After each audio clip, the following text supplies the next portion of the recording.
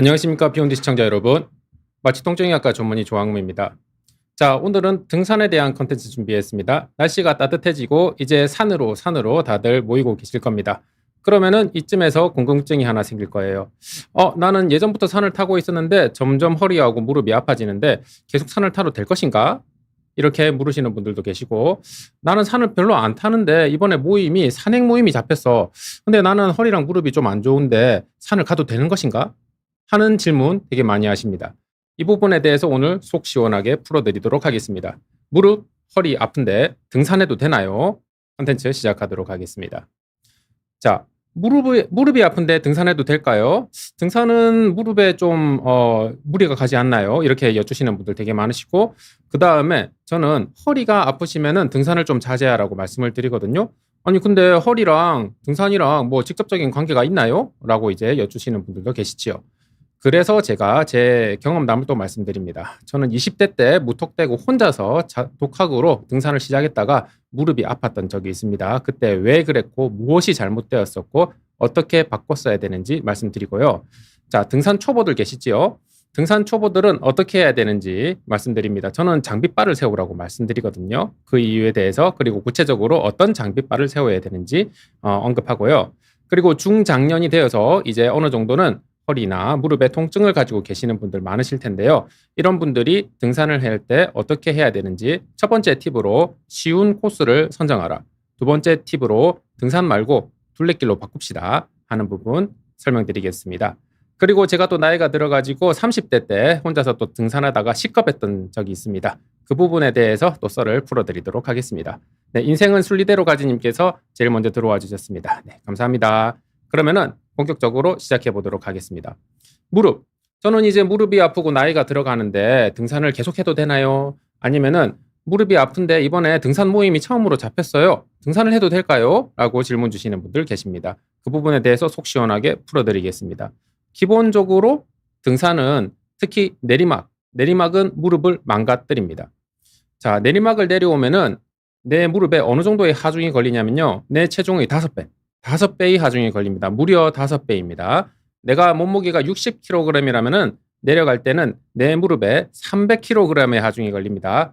굉장한 하중이 걸립니다. 그래서 무릎이 이미 아프신 분들은 내려가는 것이 무릎에 상당한 부담이 될 수 있습니다. 그런데 이런 얘기 또 많이 들어보셨죠? 내려가는 거는 무릎에 안 좋아. 여기까지는 알고 계시는 분들 많으신데, 하지만 올라가는 건 괜찮아. 이렇게 의사 선생님께 들으신 분들도 많으십니다. 자, 그런데 계단을 오르락도 괜찮고 내리막도 괜찮고 라고 이제 말씀 주시는 의사 선생님들은 보통 이제 심장을 보시는 이제 내과 선생님들이 그렇게 말씀을 많이 해주세요. 물론 계단 운동은 심장에 정말 좋습니다. 네, 올라가는 것도 내려가는 것도 심장에는 정말 좋습니다. 그러나 오늘은 지금 무릎이 아픈 분들께 말씀드리고 있어요. 무릎이 아픈 분들께는 내려가는 게 굉장히 무릎에 좋지 않습니다. 그리고 올라가는 것 또한 무릎에 좋지 않습니다. 아까 내려가는 것은 무릎에 내 체중의 5배의 하중이 걸린다고 했는데, 올라가는 것도 만만치 않습니다. 내 체중의 3배의 하중이 걸립니다. 만만치 않습니다. 그런데 내가 통증 관련해서 이제 전문의 진료를 받고 있는데 올라가는 거는 괜찮다고 했어요 라고 이제 말씀 주시는 분들이 많은데, 그런 경우는 아직까지는 무릎이 그렇게 손상되지 않은 분들일 경우가 많습니다. 어찌되었건 중년 이상 넘어가고 무릎이 아프신 분들은 저는 올라가는 것도 좀 자제하시라고 말씀을 드리는 편입니다. 그러면은 등산이 조금 안 좋겠지요. 등산은 기본적으로 올라가고 내려가고 이런 동작이 반복이지 않습니까? 그런데 내려가는 것도 안 좋은데 등산 중에 최악의 자세, 무릎의 최악의 자세는 바로 쪼그려 앉기입니다. 쪼그려 앉으면은 무릎 관절을 완전히 이제 접게 되잖아요. 그러면은 어느 정도의 하중이 걸리느냐? 내 체중의 12배의 하중이 무릎에 걸립니다. 최악입니다. 최악. 그래서 등산을 하실 때는 이렇게 쪼그려 앉으시면 안 됩니다. 적어도 바위 위에 걸터 앉으십시오. 무언가 의자가 될 만한 것들에 걸터 앉으셔야지, 이렇게 맨바닥에 쪼그려 앉으셔가지고 무릎을 접는 행위는 굉장히 좋지 않다는 거. 비단 등산뿐만이 아니라 일상생활에서도 바닥에 무언가 일을 한다, 뭐 밭일을 한다든지 아니면은 꽃을 키운다, 이런 취미를 가지고 계신 분들이 계속 이제 쪼그려 앉으시는 경우가 있거든요. 굉장히 좋지 않다는 거 한번 말씀드리고 넘어가겠습니다. 그리고 등산을 제가 무릎이 아프신 중년 이상의 분들께 좀 자제하라고 말씀드리는 이유는 부상 위험이 있기 때문입니다. 기본적으로 등산을 가면은 산길 자체는 노면이 고르지 않잖아요. 그렇기 때문에 부상 위험이 증가하게 되고요. 그리고 순간적으로 방향을 확확 바꿔야 되는 그런 순간들이 있단 말입니다. 그런 이제 방향 전환 자체도 무릎에 악영향을 주기 때문입니다. 돌길을 걷다 보면은 나도 모르게 발목을 삐끗하는 경우도 있지요. 이게 내가 나이가 들면서 점점 발목의 안정성도 떨어진단 말입니다. 내가 한 20대, 30대 때는 아무 문제 없이 걸을 수 있었던 돌길도 내가 나이가 중장년 이상으로 넘어가면은 같은 길을 걷더라도 발목을 삐끗할 확률이 더 높아집니다. 산 위에서 발목 삐끗해서 다치면 굉장히 난감하지요. 아파 죽겠는데 결국에는 끝까지 내려와야지 집에 갈 수 있고 병원에 갈 수 있기 때문입니다. 그런 면도 좀 생각을 해야 되고 정말 안 좋은 점이 뭐냐면은 중간에 포기하는 게 불가능하다는 것 점이죠. 내가 이미 상중턱에 올라왔어. 그런데 상중턱에 올라왔는데 무릎이 슬슬 아파지기 시작해. 이제 무리가 될 것 같아. 그런데 그 순간에 바로 멈출 수 있으면 좋은데 멈출 수가 없잖아요. 그 하산을 해야 되지 않습니까? 하산을 해야지 뭐 병원을 가든지 집을 가든지 할 수 있으니까 그게 정말 좋지 않죠. 산 중턱에서 내가 지금 무릎이 아프다고 헬리콥터를 부를 수도 없는 일이고 그렇기 때문에 저는 이 부분이 제일 크리티컬하다 이렇게 생각을 하고 있습니다. 그래서 무릎이 아프신 중년 이상의 분들은 좀 산 타는 것을 어느 정도 자제하는 게 좋지 않나 이렇게 이제 말씀을 드리고요. 또 악천후를 피할 수 없다는 점. 이게 산 위에서는 날씨가 굉장히 오락가락하잖아요. 아래 동네에서는 뭐 맑고 그냥 흐린 날이라고 해도 산 위에서는 맑다가 갑자기 흐리다가 비가 오다가 바람이 불다가 난리가 난단 말입니다. 그렇기 때문에 악천후를 시시각각으로 변할 수 있기 때문에 부상 위험성 생각하셔야 됩니다. 그리고 시간 제한이 있지요. 해 뜨기 전에 내려와야 되잖아요. 그리고 나의 팀들이 이제 올라가는 페이스가 있잖아요. 그렇기 때문에 내 팀들을 따라간다고 또 해지기 전에 내려온다고 오버페이스를 하게 됩니다.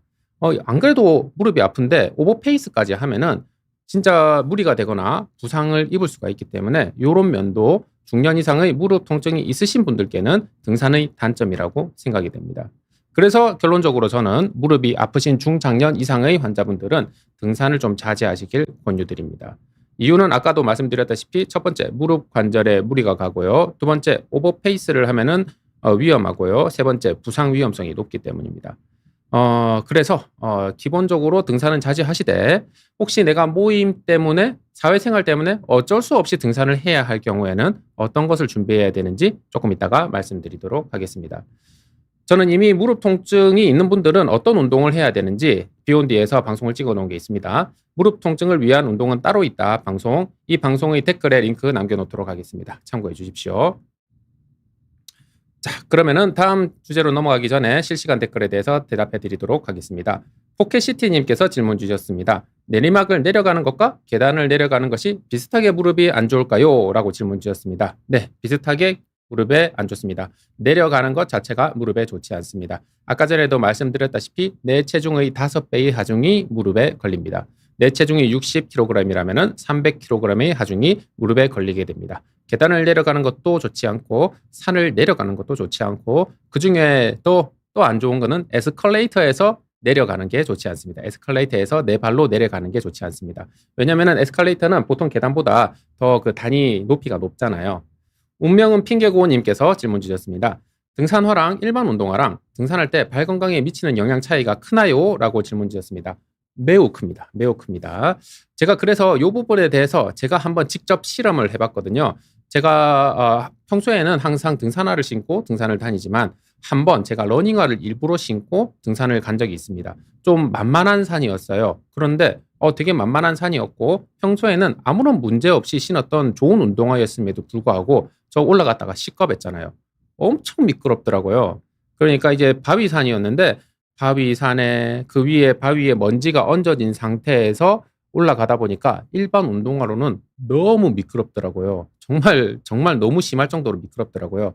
자칫 잘못하다가 저도 다칠 뻔했습니다. 저는 그때 30대 후반에 불과했는데도 다칠 뻔했습니다. 그래서 산을 타실 때는 그 산이 만만한 산이더라도 무조건 등산화를 신고 가셔라라고 저는 강력하게 추천드리는 편입니다.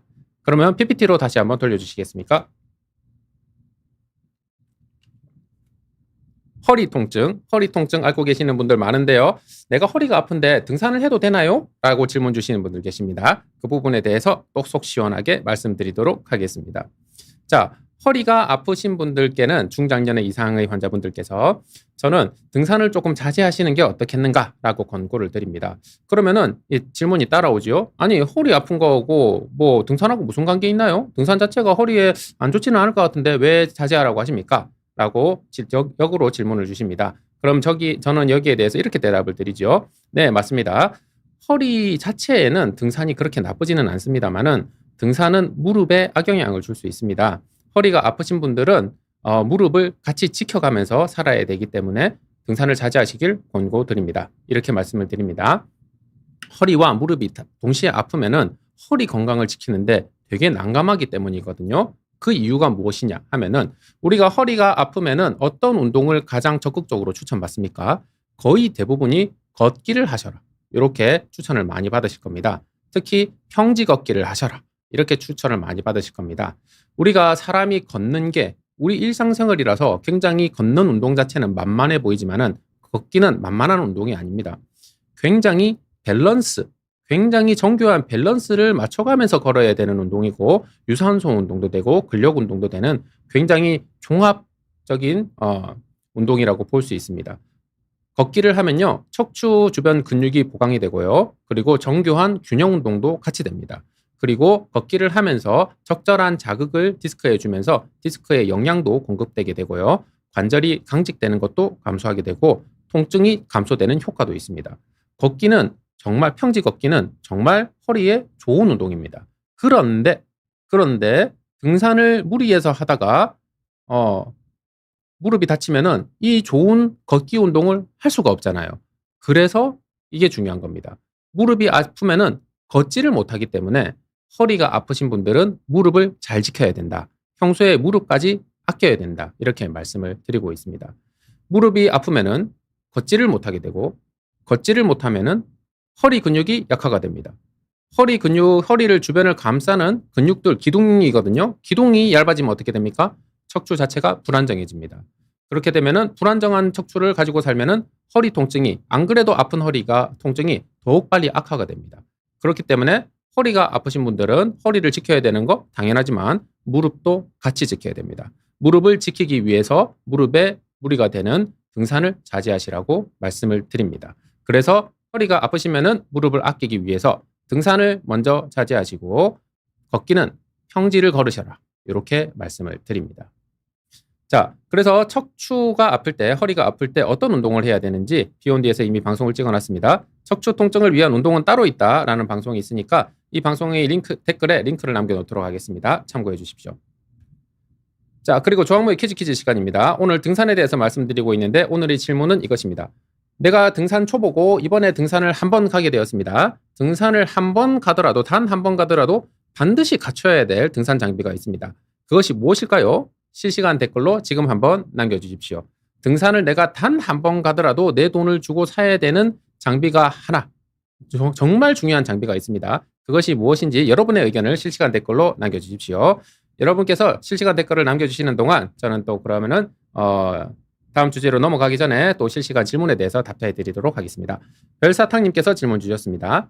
2년 전에 요가를 하다가 장경인대, 그러니까 허벅지 바깥쪽에 있는 인대를 다쳐서 프롤로 충격파 침 치료까지 받았는데 아직도 낫지를 않고 있습니다. 걸을 때 장경인대 시작 전부터 무릎 바깥쪽 통증으로 절뚝이게 되는데 고칠 수 없는 건가요? 나이가 56세라 폐경 때문에인지 통증으로 걷는 것이 두렵습니다. 라고 질문 주셨습니다. 일단 별사탕님께서는 장경인대 증후군도 같이 있고 허리에 또 문제가 같이 있을 수도 있다는 생각이 듭니다. 혹시 이제 허벅지 바깥쪽이 아프신데 무릎 아래로 종아리 바깥쪽도 좀 아프신지 궁금하고요. 발가락 쪽으로도 허리 쪽으로도 엉덩이 쪽으로도 증상이 있는지 궁금합니다. 장경인대 하나만 다쳤으면은 치료를 적절하게 받으셨으면은 2년이나 지났기 때문에 안 낫지는 좀 어느 정도는 호전이 있지 않았을까라고 생각을 드리는데 그럼에도 불구하고 통증이 계속 있고 걷기까지 힘들다면은 허리에 다른 원인이 있지 않는지 한번 검사를 받아보시고 진료를 받아보시는 게 좋다고 생각합니다. 네. 그러면은 PPT로 다시 한번 넘겨주시겠습니까? 네. 저는 20대 때 혼자서 무식하게 등산을 시작했다가 무릎이 아파졌던 적이 있습니다. 20대가 무슨 무릎이 아프냐 하면은 제가 그랬었습니다. 그래서 의사가 20대 때 등산을 하고 무릎을 아팠던 썰 말씀드리도록 하겠습니다. 저는 의대를 마치고 의사 면허를 따자마자 공중보건의로 전라남도 광양에서 근무를 시작했습니다. 일반 의사 시절이었고요. 저는 부산 출신인데 전라남도에 이제 떨어지게 되어가지고 연고 없는 지역에서 근무를 하게 되었습니다. 이때 뭐 할 일이 없으니까 이제 독학으로 등산을 하게 되었는데요. 저는 그때를 생각하면 조금 후회를 하고 있습니다. 왜냐하면 저는 등산을 그때 당시에 정보가 충분치 않고 조언자가 없는 상태에서 무식하게 혼자서 했기 때문입니다. 자, 기본적으로 일반 의사 시절이었기 때문에 통증의학에 대해서 제대로 배워본 적이 없고 의대 때는 뭐 몇 시간 정도밖에 안 배우거든요. 그래서 등산에 대한 그리고 무릎 통증에 대한 지식이 기본적으로 부족했었습니다. 그리고 연고가 없는 지역이었기 때문에 산에 대해서 좀 코스를 모르는 상황이 있었습니다. 그때는 2010년대 초반이었기 때문에 그렇게 실시간으로 그 산 코스에 대해서 자세한 정보를 얻기가 힘들 때였습니다. 그리고 저는 이제 광양에 있었기 때문에 그렇게 유명한 산들이 아닌 경우에 별로 유명한 산들이 아닌 경우에는 정말 정보를 좀 얻기 힘들었거든요.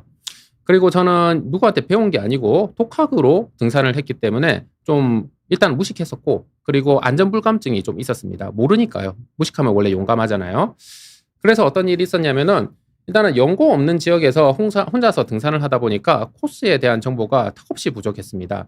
좀 이제 사람이 많이 가는 그런 유명한 산이라면은 그래도 인터넷에 그때 당시에도 찾아보면은 정보들이 있었을 텐데 제가 사는 곳 주변에는 그렇게 유명한 산이 많지가 않았어요. 그래가지고 그냥 산 이름만 알고 입구가 어딘지만 알고 아무것도 모르는 상태에서 등산을 하게 되는 경우가 많았고요. 그런 경우에는 이제 내 눈앞에 무슨 일이 펼쳐지고 어떤 코스가 펼쳐질 건지 모르기 때문에 좀 아찔한 순간들이 많았습니다. 예를 들어서 제가 이제 경남 하동에서 어떤 돌산으로 올라간 적이 있었는데요. 무슨 산성에 이은 이제 산을 올라탔었는데 이제 이름도 기억이 안 납니다. 그 돌산에서 그냥 따라서 올라가다 보니까 어느 순간에 보니까 저는 바위 위를 걷고 있고 오른쪽도 낭떠러지 왼쪽도 낭떠러지인 데서 어느 순간 저도 걷고 있더라고요. 그래서 저는 그때 와 되게 아찔했었거든요. 내가 만약에 여기서 발을 헛디디면은 아무도 여기서 내가 떨어진지 모르는 상태로 그냥 실종이 되겠구나 하는 생각이 들었어요. 그 산은 유명한 산이 아니었기 때문에 사람들도 별로 없었어요. 한 10분, 15분마다 등산객들 한 명 정도 마주치는 정도였거든요. 그래서 여기는 내가 초보의 실력으로 오를 때가 아니다. 좀 그러면서 되게 아찔했던 기억도 있었습니다. 그리고 저는 그때 당시에 독학으로 등산을 시작했기 때문에 등산에 대한 노하우가 턱없이 부족했었습니다. 그래가지고 무식하니까 모르고 가는 거예요. 모르고 가니까 어떤 이제 이벤트를 겪으면은 사후 약방문식으로 장비를 구매하게 되었습니다. 제가 처음에는 운동화 신고 갔다가 여러 번 미끄러지고 나서 이래서는 안 되는구나 하면서 등산화를 구입하게 되었고 또 등산을 무식하게 하다 보니까 무릎이 좀 아프더라고요. 그래서 무릎이 아파 본 다음에 등산 스틱을 써야 되는구나. 그래서 이제 등산 스틱을 쓰게 되었고요. 그 다음에 그냥 면 추리닝 같은 거 입고 갔지요. 그러면 땀에 젖지 않습니까? 땀에 젖으면은 나중에 이제 하산을 할 때 기온이 떨어지고 체온이 떨어지고 이러니까 완전히 벌벌벌벌 떨면서 내려온 적이 있었거든요. 그래서 이래서 등산복을 입는구나 싶어가지고 그 다음에 이제 고텍스로 멀티레이어를 구입하게 되었습니다. 이런 식으로 저는 이제 무식하니까 용감하게 그냥 들이대면서 등산을 했고 그러다 보니까 불편한 점을 느끼고 나서 사후 약방문식으로 그 이후에 장비를 구매하게 되었습니다. 이거는 제가 운이 좋아서 사고가 없었던 거고 그리고 제가 크게 다치지 않았던 거지 이거를 모르고 그냥 무식하게 등산을 하면은 정말 부상의 위험성이 있기 때문에 이런 식으로 저처럼 무식하게 등산하는 것은 자제하셔야 된다고 지금 이제 말씀을 드리는 겁니다.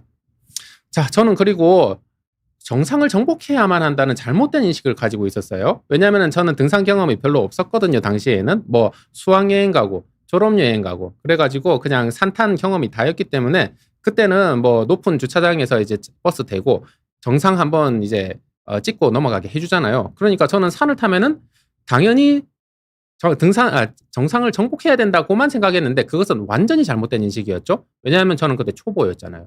초보가 무슨 정상을 정복입니까? 컨디션 보고 안 된다 싶으면 내려와야죠. 근데 저는 그때 그런 것도 몰랐던 거죠. 그렇기 때문에 저는 그때 당시에 등산 실력이 부족한데 자꾸 무리를 하게 되었습니다. 무리를 하게 되니까 등산만 다녀오면은 무릎이 아픈 거예요. 아니 20대인데 무릎이 자꾸 아파요. 그래가지고 이게 뭐지 이랬거든요. 저는 당시에 일반 의사로서 통증의학에 대해서는 별로 지식이 없었습니다. 그래서 나중에 이제 알게 되었는데 이게 거위발 건염이라고 해가지고 무릎 아래쪽 안쪽에 거위발 건이라고 해가지고 여러 개의 근육의 힘줄이 동시에 닿는 뼈가 있습니다. 그쪽에 계속 이제 근육이 당기니까 힘줄이 당기니까 뼈에 무리가 돼가지고 거위발 쪽에 건에 염증이 생기는 거위발 건염이었구나. 결국에는 제가 무릎을 오버해서 쓴 거죠. 많이 쓴 거죠. 무리를 한 거죠. 그래서 이렇게 무릎 통증을 20대 때 겪었던 적이 있습니다.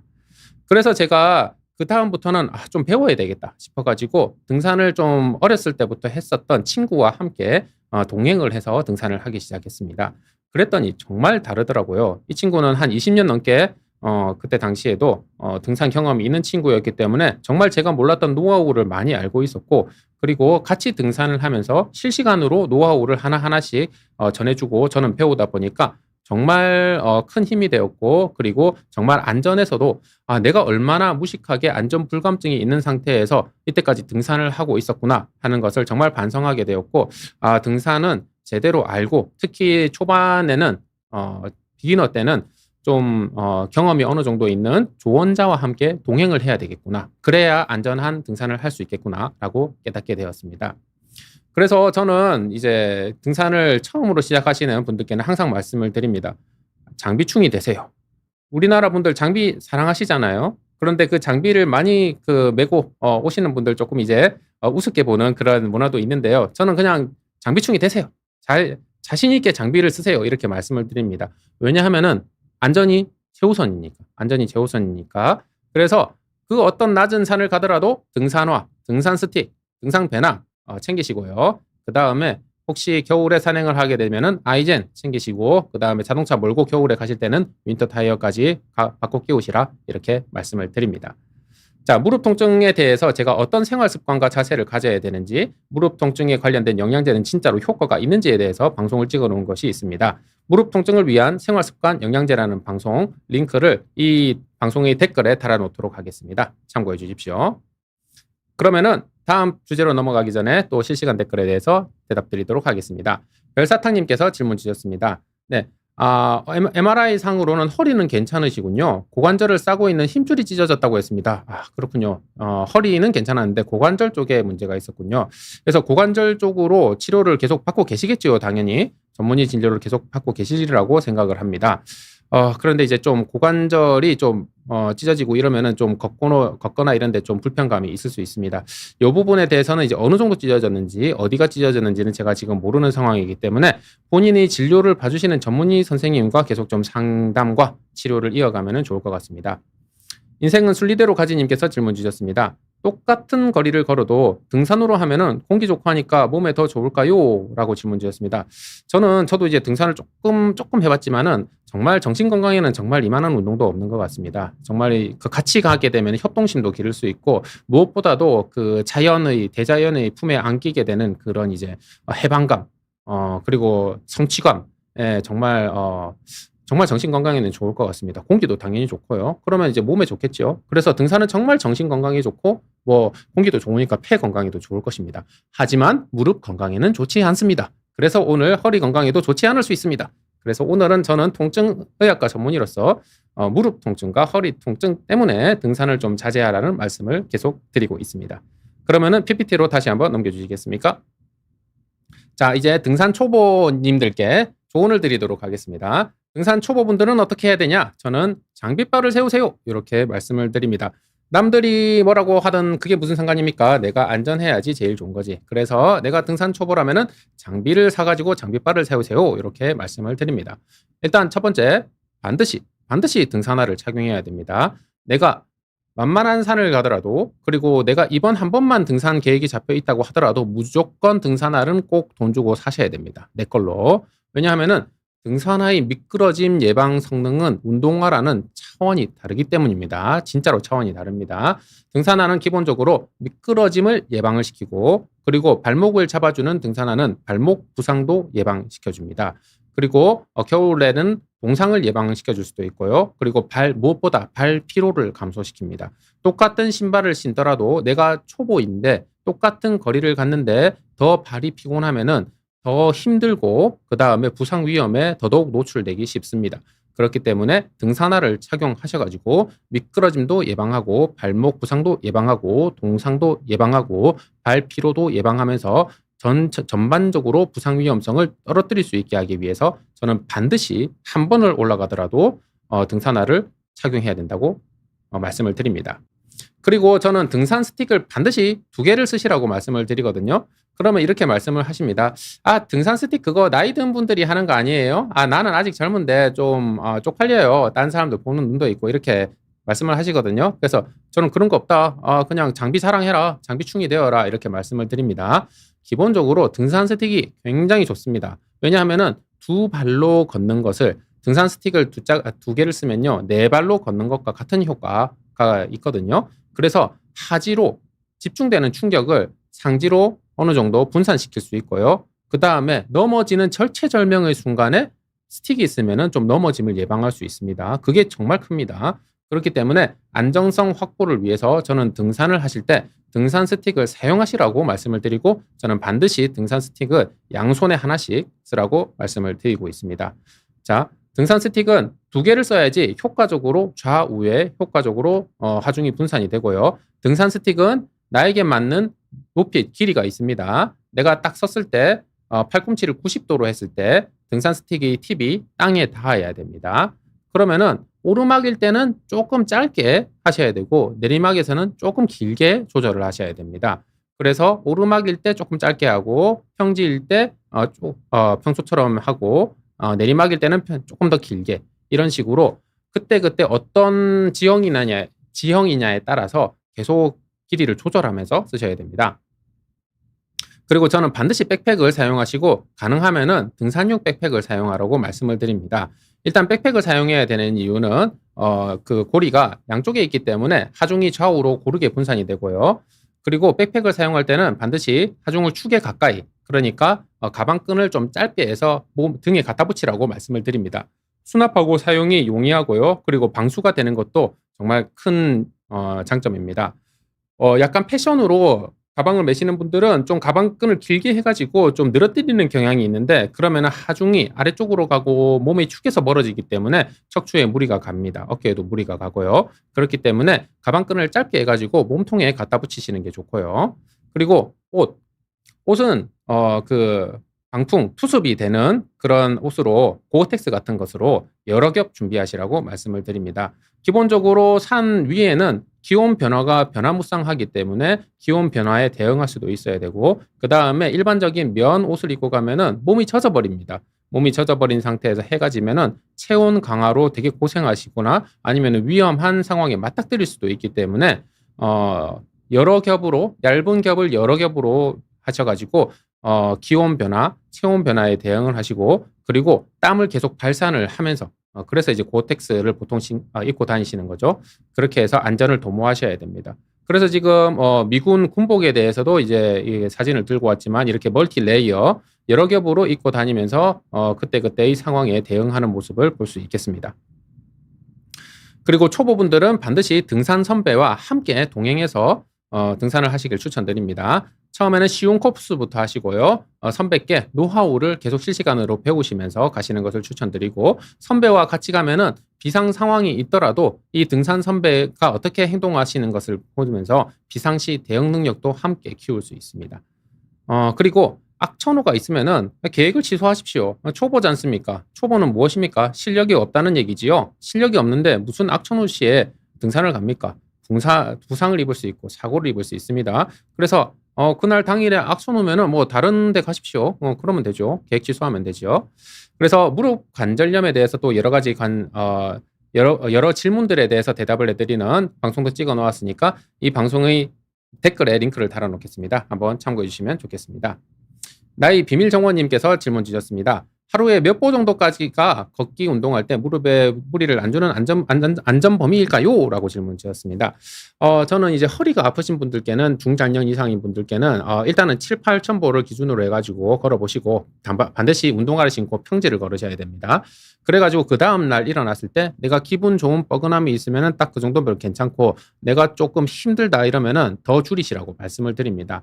그런데 지금 나의 비밀 정원님께서는 무릎이 아프신 분들 기준으로 이제 말씀을 주셨잖아요. 기본적으로 무릎이 아프신 분들께는 평지 걷기도 좀 무릎에 악영향을 줄 수 있습니다. 그래서 제가 무릎 운동 컨텐츠에도 찍어놨지만은 일단은 무릎이 아프신 분들은 수영장에서 물속에서 걷기가 최고의 운동이다. 압도적으로 최고의 운동이다. 이렇게 말씀을 드렸고요.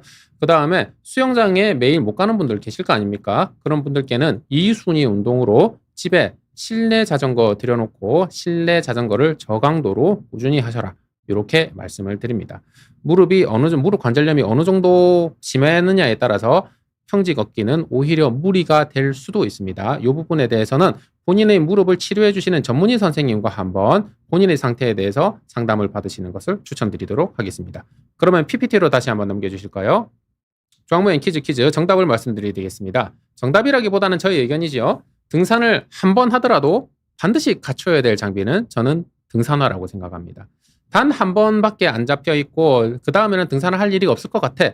그래도 본인 돈을 들여서 반드시 등산화를 신고 가시라고 말씀을 드립니다.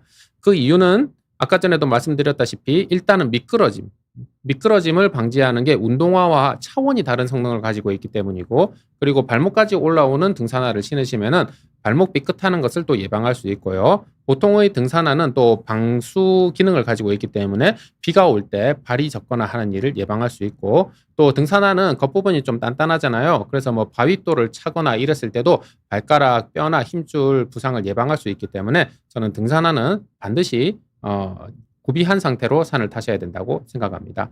아까 오영도님께서 네, 등산화와 등산 스틱 2개요 라고 대답을 해주셨습니다. 네, 맞습니다. 등산화 저는 반드시 필수품이라고 생각하고 거기에 대해서 저는 등산 스틱 2개도 적극적으로 사용을 하시길 권고하는 편입니다. 네, 그러면은 이제 다음 주제로 넘어가겠습니다. 자, 이제는 중장년이신 분들께 등산에 대한 팁을 말씀드리도록 하겠습니다. 자, 이미 나이가 들어가고 있고 그 다음에 무릎 통증, 허리 통증 어느 정도는 앓고 계실 분들이 많으실 겁니다. 이럴 경우에는 욕심을 버리고 쉬운 코스를 선정하자. 이런 부분 말씀을 드리도록 하겠습니다. 사실은 이제 등산이 꼭 정상을 정복해야만 하는 것은 아니지요. 사실은 우리가 이제는 등산을 할 때 사회생활의 일환으로서 그리고 정서적 안정을 위해서 그게 더 큰 목적이라고 생각할 때가 되었다고 생각을 합니다. 그래서 꼭 반드시 정복을 해야 된다. 요런 마인드는 이제 어느 정도 중장년 이상으로 가면은 좀 버리시는 게 어떨까 생각합니다. 그리고 기본적으로 날씨가 험할 때는 가시지 않는 것을 추천드립니다. 왜냐하면 부상의 위험성이 있잖아요. 그래서 봄, 가을 날씨 좋을 때만 가시고, 그리고 예정이 되어 있더라도 당일날 좀 악천후라면은 바로 당일날 취소하시기를 권고드립니다. 다른 데 가면 되잖아요. 기본적으로 날씨가 안 좋을 때는 미끄러짐 이슈도 있고요. 그리고 감기 몸살 등이 들 수 있기 때문에 그리고 젖은 노면을 바위 위를 걷다가 또 삐끗하게 될 수 있기 때문에 부상 위험성이 높습니다. 그래서 좋은 날씨 때만 가시는 것을 추천드리고요. 그리고 똑같은 목적지를 가더라도 쉬운 코스가 있고 어려운 길이 있고 이렇지 않습니까? 그러면은 주저없이 쉬운 코스로 가시길 권고드립니다. 당연히 부상 방지도 되고요. 그리고 오버페이스를 방지하기 위해서입니다. 그리고 이게 AI한테 그림을 그려달라니까 이렇게 그려놨더라고요. 자, 정상에 최대한 가까운 주차장까지는 차로 가시고 그 다음에 이제 산을 오르시기를 추천드립니다. 그러니까 이제 맛만 보고 오시라는 거죠. 그래서 정상에 최대한 가까운 주차장까지는 차로 가고 그 다음에는 조금만 올라갔다 내려오자. 이렇게 추천을 드립니다. 그래서 조금만 올라가면은 바로 이제 능선까지 오를 수 있잖아요. 그래서 능선 위주로 타면서, 능선은 또 둘레길처럼 평지잖아요. 그러면은 무릎에 악영향을 덜 주니까요. 그래서 능선만 타면서 클라이막스만 재미있게 즐기고 또 바로 아래에 있는 주차장에서 차 타고 안전하게 내려오자. 이렇게 권고를 드립니다. 그리고 일부 산에 가면요, 또 케이블카가 있는 경우가 많잖아요. 그래서 그런 산으로 오르실 때는, 내려올 때는 케이블카 타고 내려오시기를 강력하게 권고드립니다. 계속 말씀드리지만은 내려올 때는 무릎에 내 체중의 5배의 하중이 무릎에 걸리기 때문에 가능하면은 케이블카 있는 산으로 올라가시면 내려올 때는 케이블카 타고 휘파람 부르면서 내려오시길 추천드립니다. 그리고 산을 오를 때는 저는 중년 이상 넘어가면은 중도 포기하는 용기, 이런 용기가 필요하다고 생각합니다. 우리 팀이 올라가기 때문에 나도 같이 반드시 올라가야 돼. 이거는 조금 잘못됐다고 생각합니다. 왜냐하면 개개인의 컨디션이 다 다르기 때문입니다. 괜히 오버페이스에서 따라갔다가 내가 산 거의 다 올라가는데 거기서 이제 퍼지면 어떡합니까? 내려가야 되는데 큰일 납니다. 그렇기 때문에 중간에 산 타다가 중간에 좀 무릎에 신호가 오면요. 먼저 하산을 하시든지 아니면은 일행들이 올라갔다가 내려오기를 좀 기다리시는 게 좋을 것 같습니다. 커피 한잔 하시면서 좀 기다리시면은, 그리고 경치 구경하시면서 기다리시는 게 좋을 것 같습니다. 저는 중도 포기하는 것을 용기라고 생각합니다. 그래서 기본적으로는 그거죠. 근본적으로는 우리가 부상 없이 정서적 만족을 얻기 위해서 등산을 하는 거지, 괜히 오버페이스 해가지고 부상을 입거나 아니면은 통증이 더 악화가 되는 것은, 그것은 등산의 목적이 아니라고 생각하기 때문에 쉬운 코스를 선정해서 등산을 하시기를 추천드립니다. 무릎 관절염이 있으신 분들은 어떻게 치료를 해야 되는지 무릎 관절염 치료의 핵심이라는 방송을 찍어 놓았습니다. 이 방송의 댓글에 링크 달아놓도록 할 테니까 참고해 주십시오. 자, 그러면은 두 번째, 중장년 등산 팁 두 번째입니다. 중장년께 등산객들에게 추천드리는 팁 두 번째, 바로 둘레길로 바꿉시다입니다. 이제는 산에서 좀 하산을 하고 둘레길로 바꿀 때가 된 것 같습니다. 장년층 이상이라면요. 자, 무릎이 아프면은 오르막, 내리막 하지 마시고 평지로 바꾸시길 저는 추천드립니다. 왜냐하면 오르막을 올라갈 때는 무릎에 내 체중의 3배의 하중이 걸리고, 내리막을 내려갈 때는 무릎에 내 체중의 5배의 하중이 걸리기 때문입니다. 안 그래도 무릎이 닳고 있고 무릎이 아픈데 내 체중의 3배의 힘으로 찍어 누르고 5배의 힘으로 찍어 누르면은 무릎이 남아나겠습니까? 아닙니다. 더 빨리 닳습니다. 그렇기 때문에 평지는 걸을 때 내 체중의 2배의 하중 정도 걸리거든요. 그래서 평지 위주로 가셔라. 이제는 등산하지 마시고 둘레길 평지로 가셔라. 이렇게 이제 말씀을 드립니다. 그래서 등산 은퇴 선언하시길 추천드립니다. 장년층 이상에서는, 무릎이 아픈 장년층 이상에서는 용기를 내고 등산 은퇴식 한번 하시는 것을 추천드립니다. 등산을 은퇴를 하면요, 부상 위험 감소가 되고요. 그리고 둘레길을 걸으면요, 아프면은 중도 포기를 할 수가 있어요. 이게 엄청난 장점입니다. 산에서 중간에 내가 산 중턱에서 무릎이 아파졌어. 어쩌겠습니까? 헬리콥터 부를 수도 없고, 어쨌든 간에 끝까지 내려와야 되잖아요. 끝까지 내려와야지 뭐 병원을 가든가 집을 가든가 할 거 아닙니까? 그러면은 안 그래도 아픈데 무릎이 아파졌는데 끝까지 내려오는 동안에 더더욱 손상은 쌓이기 마련입니다. 더 상황이 악화가 되는 거죠. 그런데 둘레길에는 어떻습니까? 둘레길을 걷다가 내가 무릎에 무리가 와. 그러면 그 상태에서 바로 택시 잡고 병원을 가든지 집으로 가면 되잖아요. 그러니까 추가적인 악화를 방지할 수 있습니다. 그렇기 때문에 장년층 이상에서 무릎 통증이 있으신 분들은 이제 둘레길을 걷기를 추천드리고요. 그리고 이게 장년층 이상에서는 점점 이제 참가율이 떨어지지 않아요? 그 등산 약속 잡으면은. 왜냐면 이제 아파지는 분들이 많으니까. 그러면은 둘레길로 바꾸면요, 그 모임의 참가율도 높아질 것이라고 저는 생각을 합니다. 그리고 개인적으로는 장비충이 되어라 이렇게 주장을 하는 사람으로서 둘레길을 걸을 때도 장비바를 세우시라고, 자신있게 장비를 착용하고 가시라고 말씀을 드리고 있고요. 그렇기 때문에 둘레길을 가시더라도 내 마음만은 이제 등산객처럼, 내 마음만은 프로처럼 등산 가방과 등산화와 등산 스틱 양쪽으로, 그리고 등산복과 모자까지 풀 착장하시고 멋있게 둘레길 다녀오시길 추천드립니다. 자, 중년의 30%가 무릎 관절염이 있습니다. 그래서 운동으로 미리 예방하는 방법에 대해서도 방송을 찍어 놓은 게 있습니다. 이 방송의 댓글에 링크를 남겨놓을 테니까 참고 부탁드리겠습니다.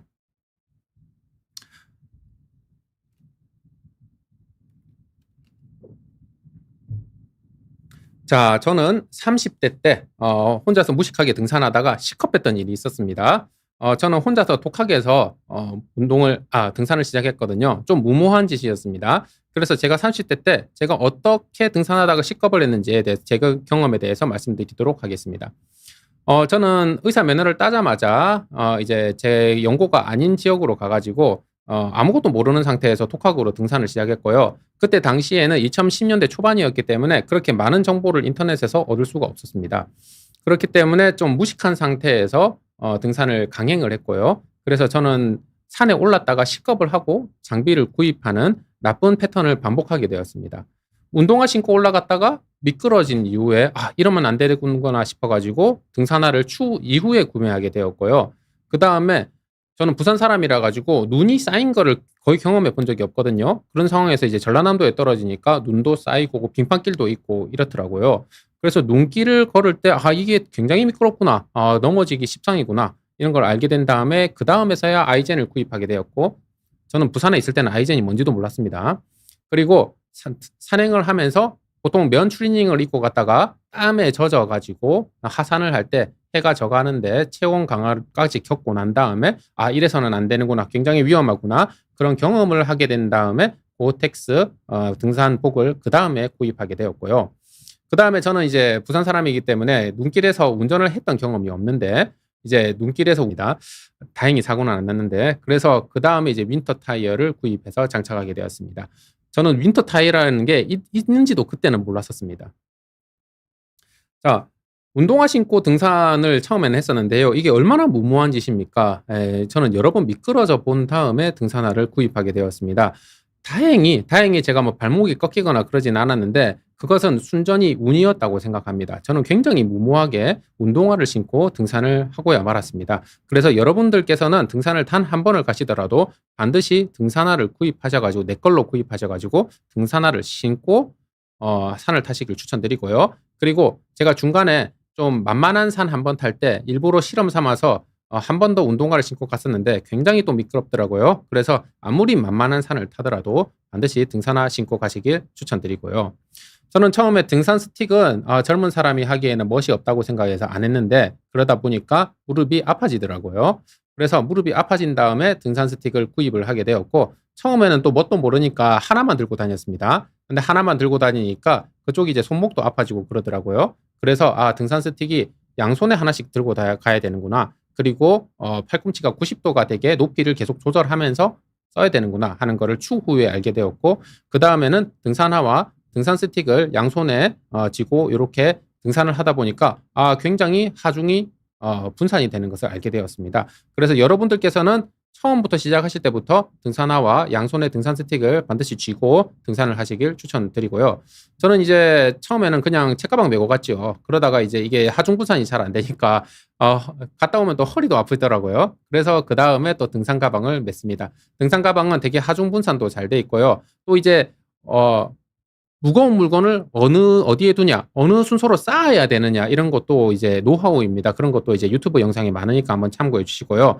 등산 가방은 기본적으로 어깨에 끈만 있는 게 아니고 가슴끈도 있고, 그 다음에 허리끈도 있기 때문에 요거를 다 매셔가지고 하중을 적절하게 분산하면서 다니셔야 됩니다. 등산 가방 요거 허리끈하고 가슴끈 폼으로 있는 게 아니니까 반드시 요거 다 체결하고 사용하시길 권고드리고요. 그 다음에 기본적으로 저는 중장년층 분들께 눈길 등산 자체를 가시지 말라고 말씀드리는 편이긴 하지만은, 혹시나 눈이 올 수 있는 그런 겨울에 등산을 하게 된다면은 아이젠은 반드시 등산 가방 안에 넣어놓고 등산을 하시길 추천드립니다. 혹시나 눈이 올지도 모르고, 그 다음에 평지에서는 눈이 안 오더라도 저 위에서는 눈이 쌓여 있을 수도 있는 일이고, 예전에 내렸던 게 녹지 않았을 수도 있는 일이고, 빙판길이 아직 남아 있을 수도 있는 일이기 때문에 혹시나 싶어서 이제는 겨울에는 좀 가방을 면 추리닝 입고 그냥 산을 탔거든요. 올라갈 때는 좋았죠. 올라갈 때는 시원하고 좋았는데, 이게 면이니까 땀이 발산이 안 되잖아요. 그러니까 점점 옷이 젖고 이렇게 되니까 하산을 할 때는 이제 해도 져가니까 기온은 떨어지는데 내 몸은 젖어 있어가지고 저체온증 걸릴 뻔했거든요. 그때 한번 식겁했습니다. 그래서 이렇게 무식하게 저처럼 면 옷 입고 등산하시지 마시고 반드시 수습이 되는 가능하면 이제 고텍스 재질로 된 등산복을 여러 겹 입어가지고 하나씩 벗고 하나씩 껴입어가면서 그렇게 기온에 대응하면서 안전하게 등산을 하시길 추천드립니다. 그리고 윈터 타이어. 등산인데 웬 윈터 타이어냐 하면은 제가 식겁한 적이 있거든요. 제가 그때는 이제 어디였더라? 순천의 송광사, 서남사를 잇는 이제 트레킹길을 가고 있었는데요. 그때 이제 그 산으로 가니까 그 제설이 덜 돼 있잖아요. 도로에. 그래가지고 아무도 없는 그 그 도로에서 제가 차가 한번 쑥 미끄러졌거든요. 그때 진짜 시겁을 했었죠. 왜냐하면 그전에는 저는 차가 미끄러진 경험이 전혀 없으니까요. 거기가 차가 안 다니는 도로였기에 망정이지 진짜 사고가 났을 뻔했죠. 뭐 중앙선도 살짝 넘고 그랬거든요. 그래 가지고 그때 엄청 시겁을 했었어요. 그래서 그다음에 바로 윈터 타이어를 구비하게 되었답니다. 저는 부산 출신이기 때문에 윈터 타이어라는 게 있다는 것도 그때 찾아보면서 알게 되었어요. 요즘에는 저는 이제 서울에 살고 있고 사실은 이제 한겨울이 되면은 별로 교회를 나갈 일이 별로 없기 때문에 사실은 윈터 타이어는 안 써도 되는 상황인데 그럼에도 불구하고 저는 요즘에도 이때의 경험 때문에 항상 겨울에는 윈터 타이어를 장착하고 있습니다. 기본적으로 가장 중요한 것은 등산을 할 때는 등산을 해본 경험이 있는 분과 동행을 해서 안전하게 배워가면서 등산을 하시기를 추천드립니다.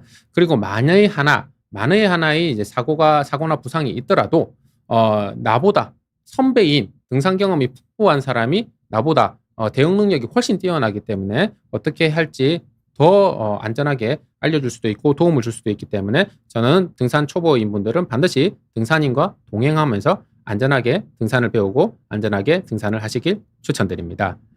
자, 통증의 모든 것에서 운동을 열심히 하는 분들 되게 많으시죠? 우리나라 분들은 성실하셔가지고 운동 굉장히 열심히 하는데요. 운동 열심히 하는데 본인의 통증이 더 아파지는 경우가 있습니다. 그래서 허리 통증, 계단 오르기, 등산, 수영, 어깨 통증, 그 다음에 골프와 엘보에 대해서 다 말씀드린 컨텐츠가 있습니다.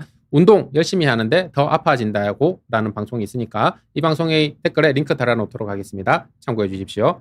WTI7님께서 재미있고 유익하네요 라고 말씀 주셨습니다. 정말 기분 좋습니다. 좀 이제 재미 위주로 그리고 경험담 위주로 이렇게 말씀을 드렸는데요. WTI7님께서도 그렇고 아까 다른 실시간 댓글도 있었는데 똑같은 분께서 말씀 주셨는데요. 아까 제가 시겁했다는 사연을 말씀드렸을 때 재미있으면 안 되는 사연인데 재밌네요. 솔직한 얘기 감사합니다. 라고 말씀 주셨습니다. 제가 이런 반응을 기대하면서 이 방송을 준비했는데 정말 이렇게 칭찬해 주셔서 너무 감사합니다. 자, 저는 통증의 모든 것이라는 주제로 월 2회 출연 중입니다. 매달 첫 번째 목요일 오후 1시, 매달 세 번째 목요일 오후 1시에 전신의 통증에 대해서 다뤄드리고 있습니다. 5월에는 어깨 통증이 있는 경우에는 금지 운동이 무엇인지 어떤 운동이 추천되는지에 대해서 그리고 팔꿈치 통증이 있는 분들은 이런 자세를 바꿔야 됩니다 하는 부분 말씀드리겠습니다.